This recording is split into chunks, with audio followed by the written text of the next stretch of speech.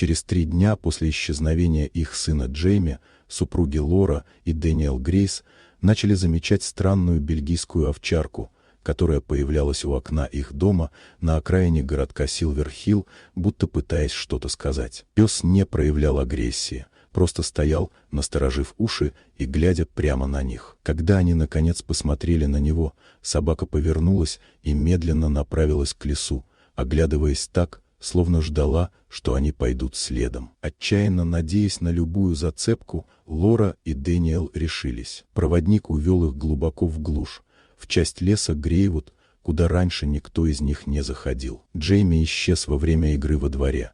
Прошло всего 10 минут, и мальчика не стало, лишь мяч и отпечатки босых ног возле открытой калитки. Поисковики прочесали район, но след оборвался у ручья. Теперь же лес сам будто подал знак. На следующий день овчарка появилась вновь.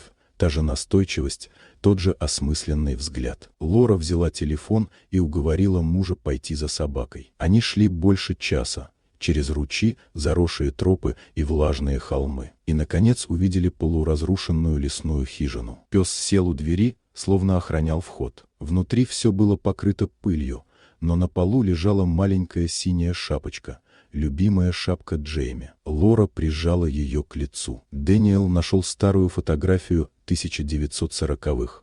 Мужчина стоит перед этой же хижиной. На обороте имя Оливер Брентон, предок Лоры, исчезнувший десятилетия назад. Шериф неохотно согласился осмотреть место, и позже подтвердили, в хижине были следы ребенка и свежие следы взрослого. Позже местный историк сообщила, что Оливер Брентон был отшельником, известным необычной связью с животными, особенно с собаками. Вечером овчарка вновь пришла, нервная, словно зовущая. Лора и Дэниел последовали за ней по темной тропе, пока не вышли на скрытую поляну среди гигантских кедров. Там горели костры, и жил небольшой тайный лагерь людей, охраняющих лес и живущих по старинным традициям. Их встретил Элиот Брентон, дальний родственник Лоры. Его дочь Марина рассказала, что нашла Джейми 4 дня назад, испуганного, но живого, и привела в лагерь, где о нем заботились. Овчарка была их хранителем,